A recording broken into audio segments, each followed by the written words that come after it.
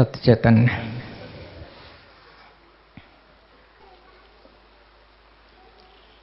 जहाँ स्वार्थ हो, जहाँ अहंकार हो, आपाधापी हो,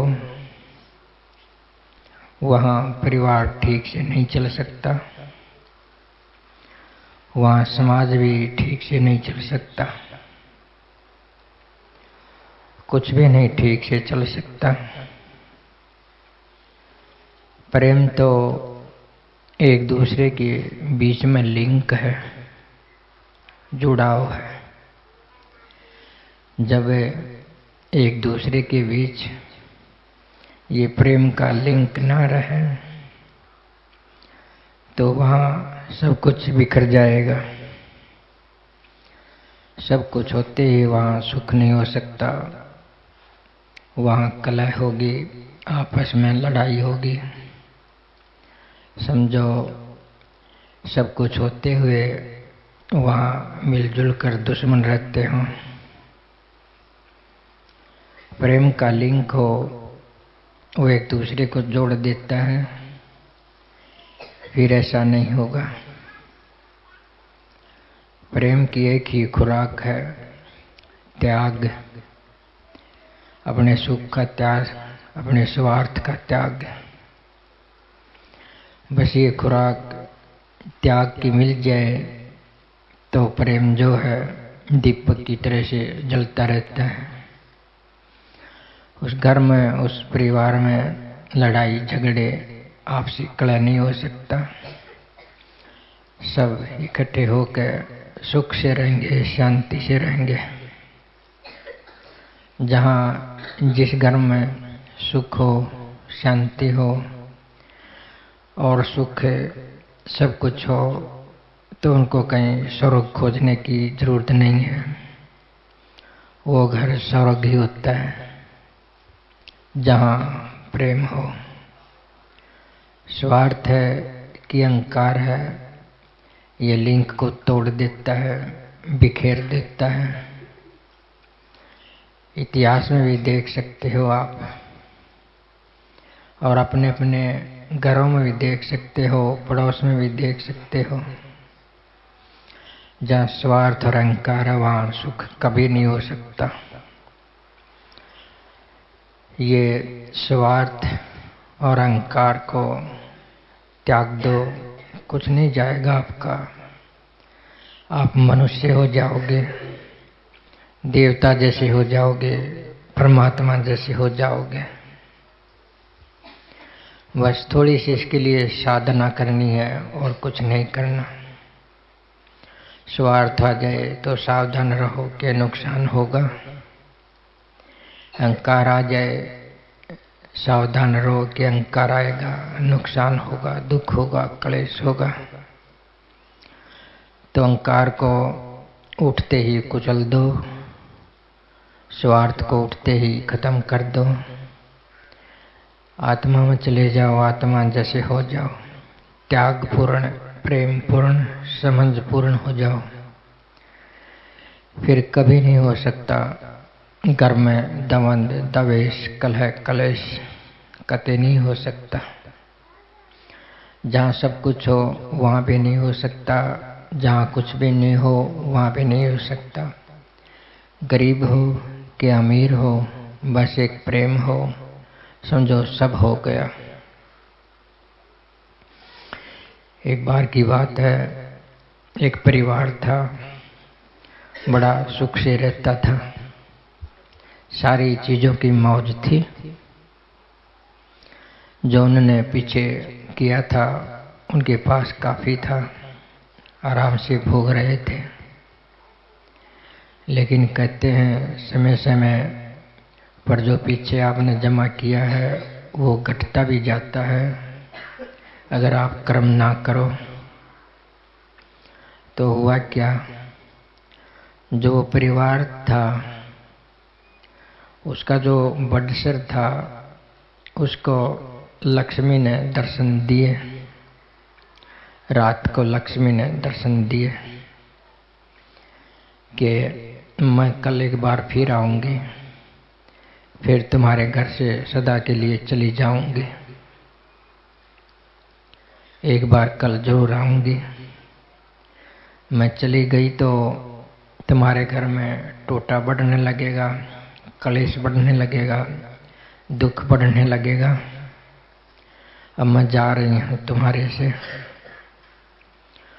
तो वो बड़सर था, वो समझदार था, समझ थी उसके पास। उसने क्या किया, उसी समय उठ के, उसके 4 लड़के थे और 4 बहू थी, उन 8 को बुला लिया। एक ही पुकार में सारे आ खड़े हुए। कहने लगे, पिताजी क्या हुक्म है? हुक्म ये है कि अभी रात को ही चलो खेत में चलेंगे, वहाँ डाब काट कर ले आएंगे।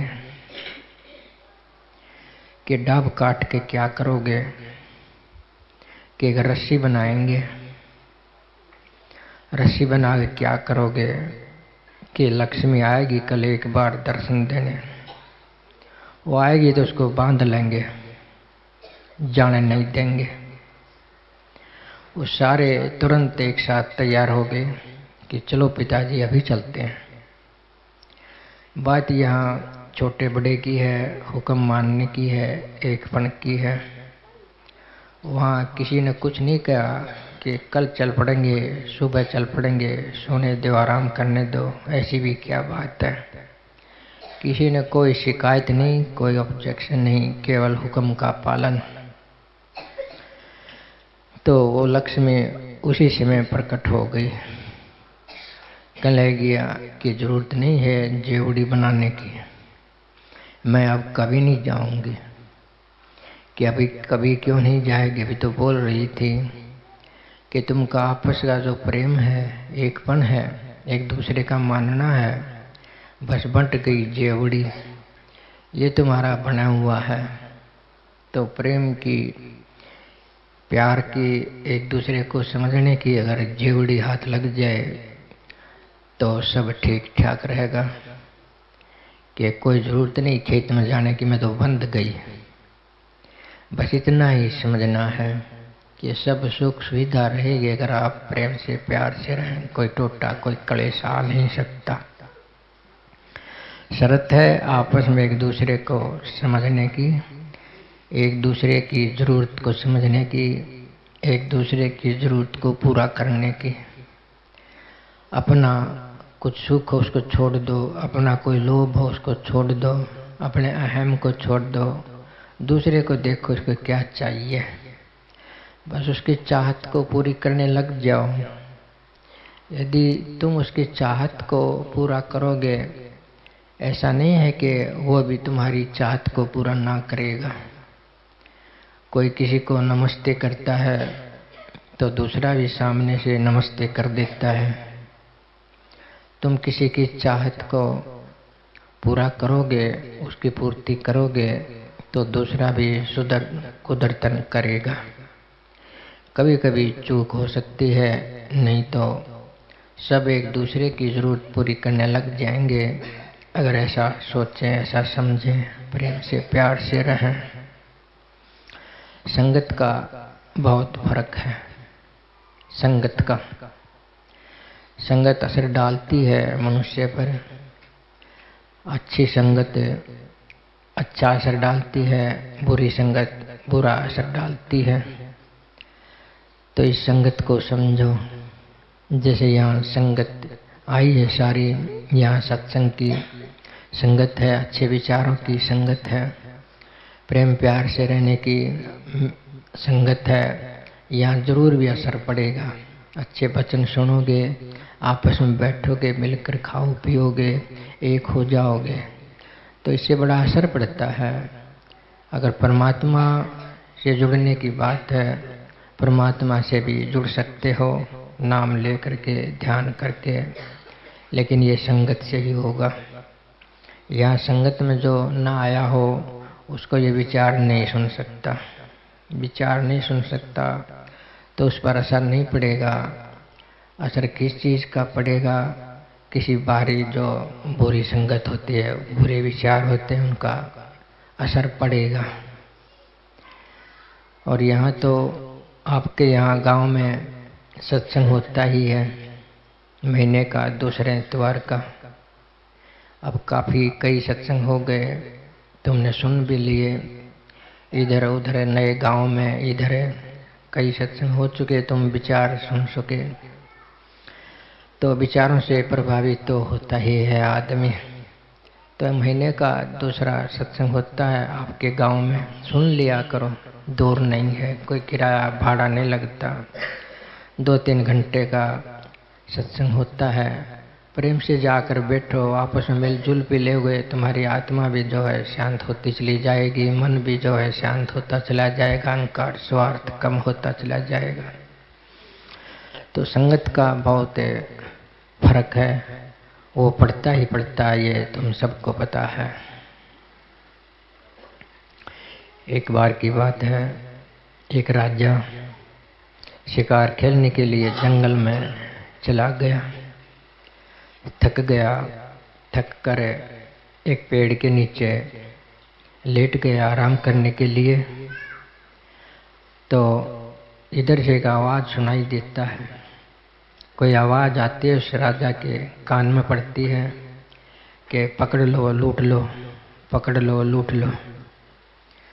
उस राजा को वो आवाज़ सुन गई। वो आवाज़ सुन के अपना घोड़े पर बैठ के वहाँ से भाग निकला। तो दूर जाकर के एक आश्रम था, वहाँ उसके बाहर एक पेड़ था। आराम करने के लिए वहाँ लेट गया। वहाँ भी एक आवाज़ आई, किसी ने उसको देख लिया कि थका मांदा कोई मुसाफिर है। आवाज़ आई कि सेवा करो, पानी पिलाओ, रोटी खिलाओ, आराम दो। इस प्रकार की आवाज़ वहाँ उसको आई। तो इतने में एक तीसरा आदमी और आ गया।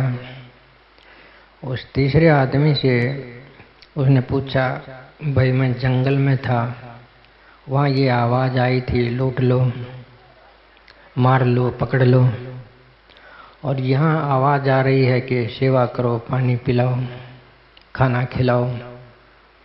लेकिन वो भी इंसान था जंगल में और ये भी इंसान है।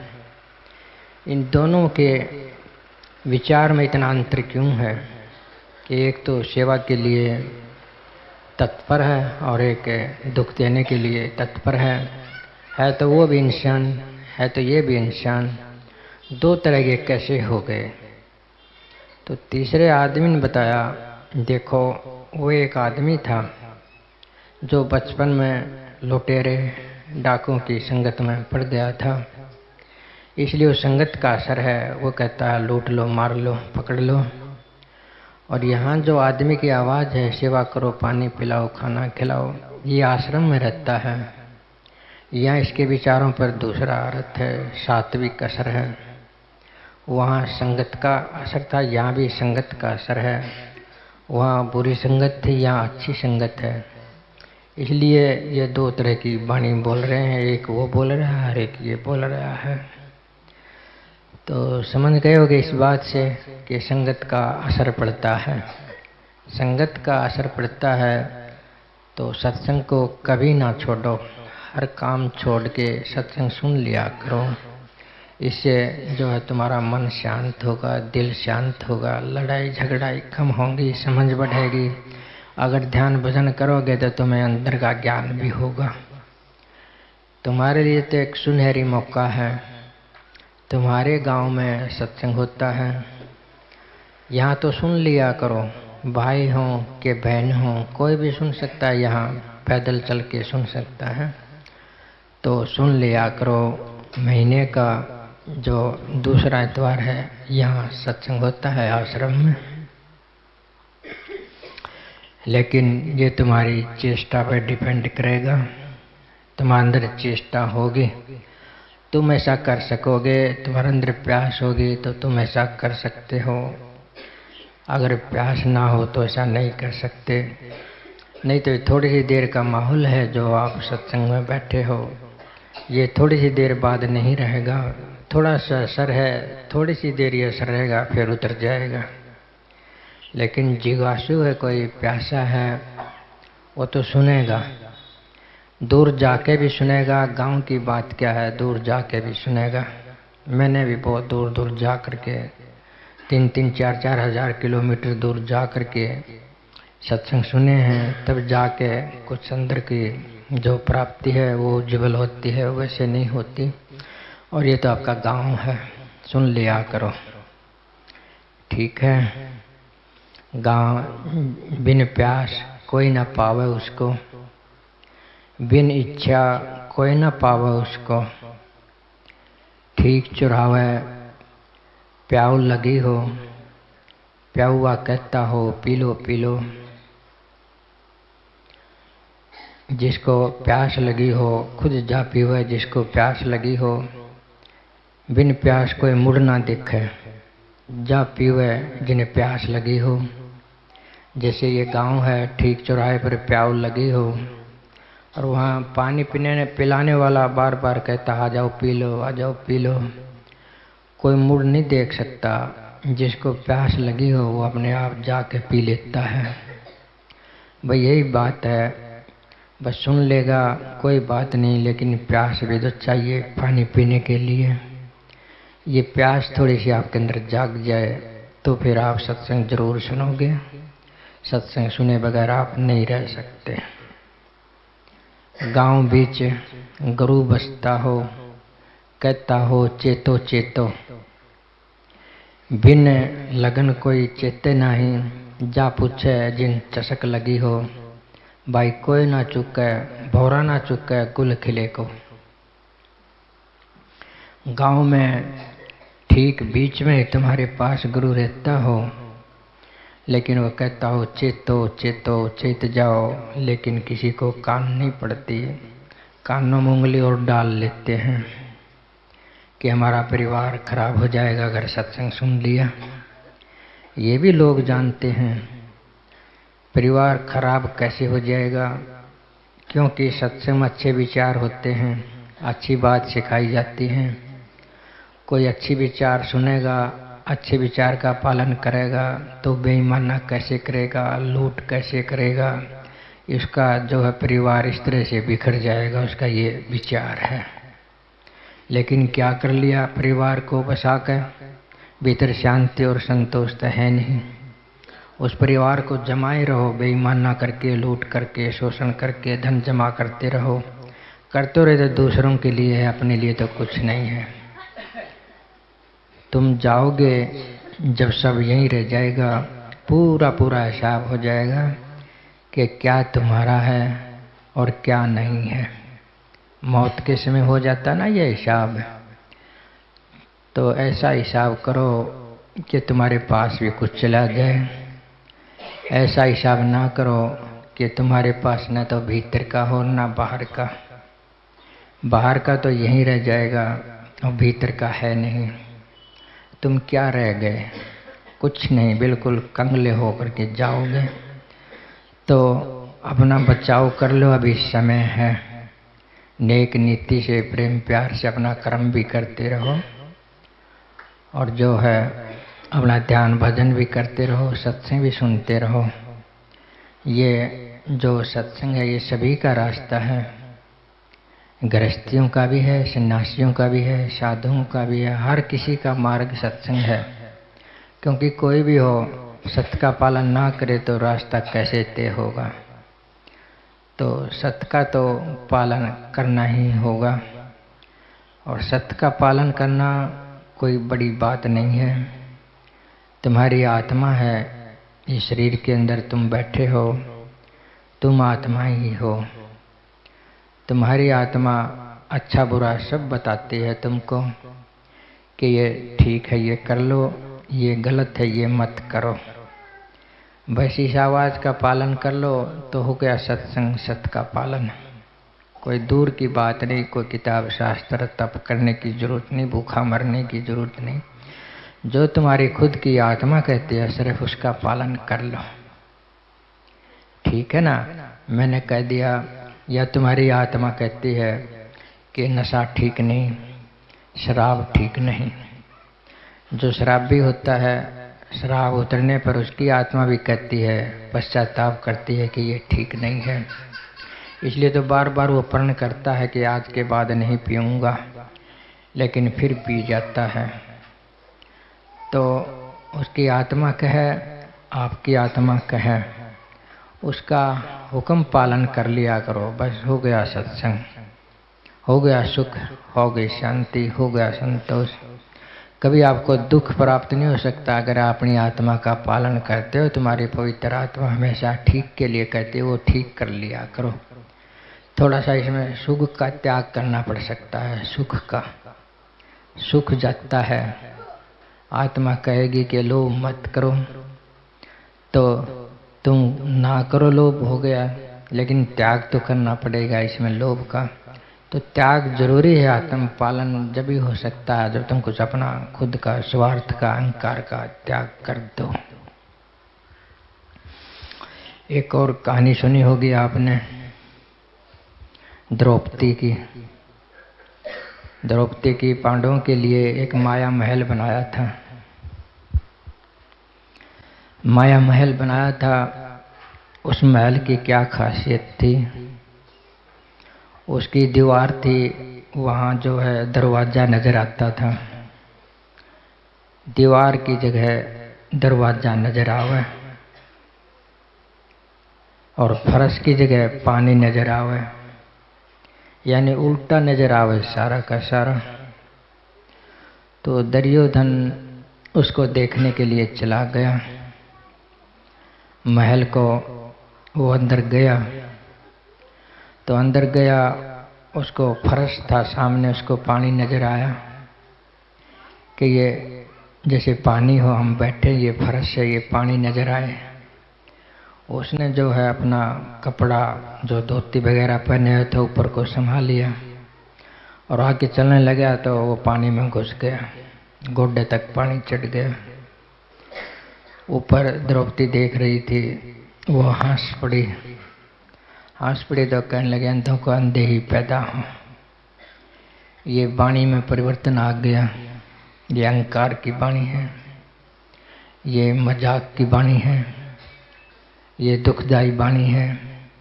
अहंकार की वाणी तो अहंकार को जगाएगी। अब दुर्योधन भी तो अहंकारी था, उसको तो और खुराक मिल गई। अहंकार की बात सुन के उसका अहंकार जागृत हो गया। और जो उसके चीर हरण थे, कहते इसी का बदला था कि उसने अंधों का अंधा कहा था, इसलिए उसका चीर हरण हुआ था। देखते मैं अंधा हूँ कि नहीं, लोगों को पता चला, द्रौपदी को भी पता चला। एक तो बात ये है, परिवार ही था ना वो एक, लेकिन आपस में झगड़ा किस कारण से? केवल जबान के कारण, केवल आवाज़ के कारण कि आवाज़ में क्या है। उस आवाज़ ने आग लगा दी, आपस में फूट और बढ़ गई। लेकिन मैं दूसरी बात एक और बताऊं, अगर वही द्रौपदी उसको बोलते, उसको पता होता था कि यहाँ पानी है, आगे फर्श नहीं है, ऊपर से वो बोल सकती थी कि देवर ठहरो, मैं आती हूँ, ठहरो ठहरो। वो ठहर के उसके पास भी जा सकती थी, उसको बता सकती थी कि ये जो है पानी है, ये फर्श नहीं है। सारी बातें बता सकती थी प्रेम से, प्यार से। क्या ऐसी दुर्घटना होती? फिर इतना कहने में ही फर्क आ जाता। अगर वो प्रेम से उसको इस तरह से कहती तो कोई दिक्कत नहीं था, सब कुछ ठीक ठाक रहता। अगर प्रेम से ना कहती तो वही कलह, वही झगड़ा। तो छोटी छोटी बातों से घरों में से ही झगड़े हो जाते हैं। इन बातों को तुम संभल कर बोला करो। वाणी ऐसा बोले कि मन का पाक होए, खुद को भी शीतल करे, औरों को भी शीतल होए और भी शीतल होए। तो वाणी घर में रहते हुए कि बाहर समाज में रहते हुए अपनी वाणी पर, जबान पर ध्यान देकर रखें कि ऐसी बात नहीं से किसी को दुख हो जाए। वाणी बहुत जल्दी दुख देती है। कोई किसी को गाली देता है, आज से 25 साल पहले किसी ने किसी को गाली दे दी तो उस गाली को वो आदमी भूलता नहीं है, उस गाली को वो भूलता नहीं है। अगर भूलने की ताकत तुम्हारे अंदर आ जाए तो शांत रहोगे। अगर भूलने की ताकत आ जाए तो घर में परिवार में शांत रहोगे। भूल जाया करो, एक दूसरे की जरूरत समझा करो, जीव को जीव समझो। समझते हो ना? तुम आदमी को आदमी समझते ही नहीं, इसलिए लड़ाई हो जाती है, अहंकारी हो जाते हैं, स्वारे हो जाते हैं। भाई इतना छोड़ दो, सब कुछ होते हुए तुम शांत रहोगे। ना होगा तो भी शांत रहोगे। बस आपके अंदर एक सेवा भावना जागृत हो जानी चाहिए। केवल एक सेवा, सेवा का दूसरा नाम प्रेम ही है। समझते ना? सेवा का दूसरा नाम प्रेम ही है, प्रेम का दूसरा नाम सेवा ही है। बस ये सेवा जागृत हो जाए घर में, परिवार में, समाज में, सब ठीक ठाक है, कौन दुखी रहेगा? सेवा हो जाए तो, अगर सेवा ना हो तो दुखी हैं। सेवा ना हो तो जानबूझ के भी दुखी कर देंगे। तो एक सेवा को अपना लो। सेवा एक भाव है प्रेमपूर्ण, जैसे कहा था मैंने, एक लिंक है। प्रेम प्यार, ये सेवा एक लिंक है, इसको कायम रखो। अब ये सेवा तो एक भाव है कहने के लिए, इसको आपने प्रकट करना है, इसको आपने प्रयोग करना है, इसको आपने जीना है, तभी तो सेवा में रहोगे। सेवा का अर्थ ये है कि बिना स्वार्थ किसी की सेवा करना, किसी को सुख देना, किसी को सुरक्षित देना, उसकी पूर्ति करना, बेशर्त होकर के, अपनी कोई स्वार्थ की शर्त ना रख के उसकी खाली सेवा करना। बस सेवा करने के लिए सेवा करना, ऐसी बात हो जाए तो ठीक है।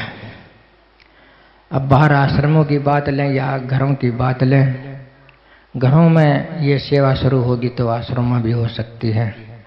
और घरों में ये सेवा आपस में शुरू ना हो तो आश्रमों भी नहीं हो सकती।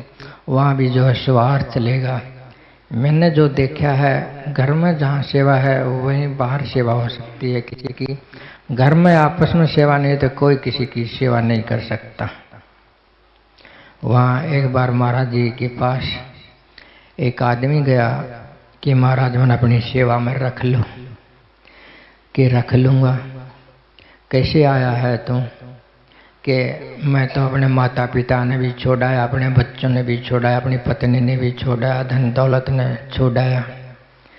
कहने लगा तो मेरे पास कैसे रहेगा? तो इतना सब कुछ छोड़ सकता है, सेवा कैसे करेगा जब तुम उनकी सेवा नहीं कर सके? आपने बूढ़े माता पिता की, बच्चों की सेवा नहीं कर सकता, या मेरी सेवा कैसे करेगा? मेरी सेवा तो तभी कर सकता है तुम घर में रहते हुए सेवा की आदत पड़ जाए। और घर में रहते हुए सेवा की आदत पड़ गई तो मेरे पास रहने की जरूरत भी नहीं है, वैसे आ जा सकते हो, सेवा कर सकते हो, थोड़े बहुत ठहर सकते हो। तो महाराज ने उस आदमी को स्वीकार नहीं किया जिसने बच्चे छोड़ दिए, जिसने बच्चों को दुख दे दिया छोड़ के, माता पिता को दुख दे दिया छोड़ करके। वो यहाँ क्या करेगा कि कल मेरे को भी छोड़ दोगे? तो कहने की बात है, सेवा तो घर से ही शुरू होती है। घर में सेवा नहीं है तो बाहर सेवा कर नहीं सकते, क्योंकि वहाँ सेवा करने की आदत नहीं है। तो सेवा तो जो है त्याग मांगती है। घर में रहो, प्रेम प्यार से रहो, सेवा से रहो। तो बाहर आश्रम की सेवा के बारे में बताऊं कि घर की तो ऐसी कोई बात नहीं है जैसी मैं बताऊंगा। यहाँ तो सब ठीक ठाक है, तन से, मन से, धन से, ज्ञान से यहाँ भी कर सकते हो। लेकिन बाहर भी करना चाहो तो तुम्हारे 3-4 तरह से तुम उसको कर सकते हो। एक तो है धन की सेवा। धन की सेवा समझते हो ना? एक है ज्ञान की सेवा। धन की सेवा, ज्ञान की सेवा, तन की सेवा, यानी शरीर की और धन की और ज्ञान की सेवा। ये शरीर की सेवा तो वो भी कर सकता है जिसके पास धन नहीं है। तुम आश्रम में जाओ या कि पड़ोस में किसी सेवा करनी पड़ जाए, बगैर धन के तुम सेवा कर सकते हो, उसकी शरीर से सेवा कर सकते हो, उसके लिए धन की जरूरत नहीं है। और धन की जरूरत है वो भी सेवा दोनों ही कर सकता है, शरीर की भी और धन की भी। कई ऐसे होते हैं जो धन की सेवा करते हैं, वो शरीर की नहीं करते। वो शरीर की नहीं कर सकते क्योंकि उन्हें धन की सेवा कर दी। अगर वो धन की सेवा करते हैं और शरीर की सेवा नहीं करते, शरीर की सेवा करने में अगर हिचक आते, वहाँ अहंकार है, वहाँ सेवा नहीं है। कितना भी बड़ा धनवान आदमी हो, अगर आश्रम में जा कर के सेवा करे और कोई शरीर की सेवा भी कर सके तो बहुत बढ़िया है।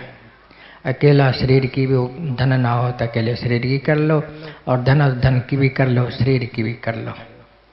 तो ज्ञान की सेवा, अब ज्ञान की सेवा जरा मुश्किल पड़ती है। ज्ञान की सेवा वैसे नहीं हो सकती। ज्ञान की सेवा के लिए तुमने पहले ज्ञानवान होना पड़ेगा। ज्ञानवान होगे तभी तो सेवा कर सकते हो, तभी तो किसी को समझा सकते हो, कुछ बता सकते हो। खुद ही अगर अंधकार रूप है तो अंधेरा ही बिखेरेगा, अगर खुद ही रोशनी रूप है तो रोशनी बिखेरेगा। अब ये सूरज है, इसके पास रोशनी है इसलिए ये रोशनी बिखेर रहा है, इसके पास रोशनी ना हो तो ये बिखेरेगा क्या। तो पहले ज्ञान का होना जरूरी है, समझ का होना जरूरी है। इसके लिए थोड़ा सा समय लगेगा आपको, कहीं ध्यान का, कहीं विचार का, कहीं अध्ययन का, कहीं सत्संग का। इसमें 10-20 साल भी लग सकते हैं। ये तो एक अंदर की कमाई है। अंदर की कमाई कर लोगे तुम, ये तब सेवा कर सकते हो। लेकिन एक और आदमी भी है जिसने ज्ञान की कमाई नहीं की है, उसके पास ज्ञान नहीं है, बस उसके पास थोड़ा सा प्रेम भाव है, वो भी ज्ञान जैसी सेवा कर सकता है। वो कैसे, मैं उदाहरण दूं अपना, कि मैं पहले जो है पशु चराया करता, 10-11 साल तक मैं पशु चराता रहा।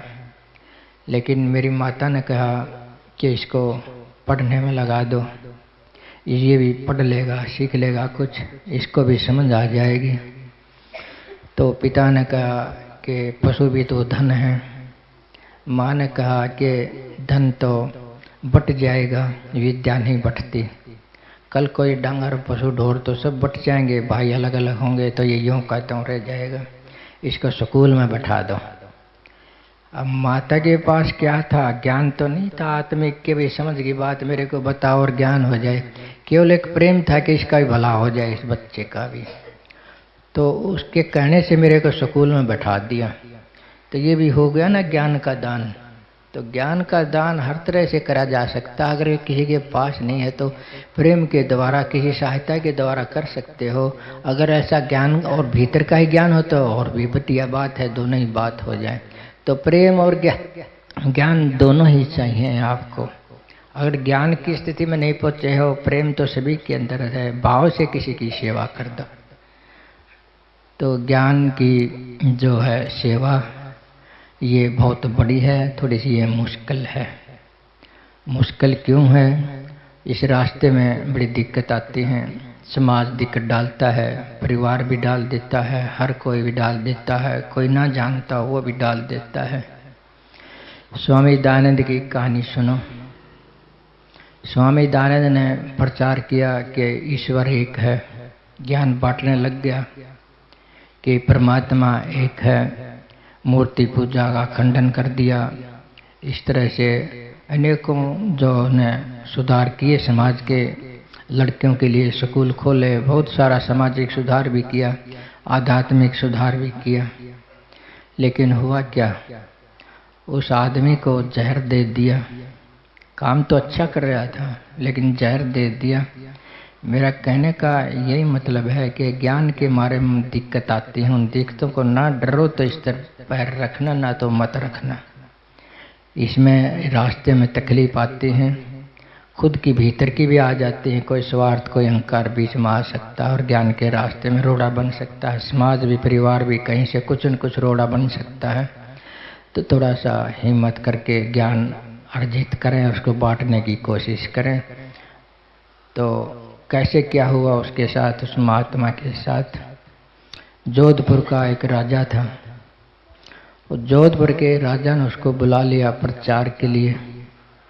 वहाँ पर स्वामी दयानंद प्रचार करने लग गए और राजा भी प्रचार सुनने लग गया। तो राजा उसे प्रभावित हो गया। राजा ने उसे अपने महल में न्योता दे दिया।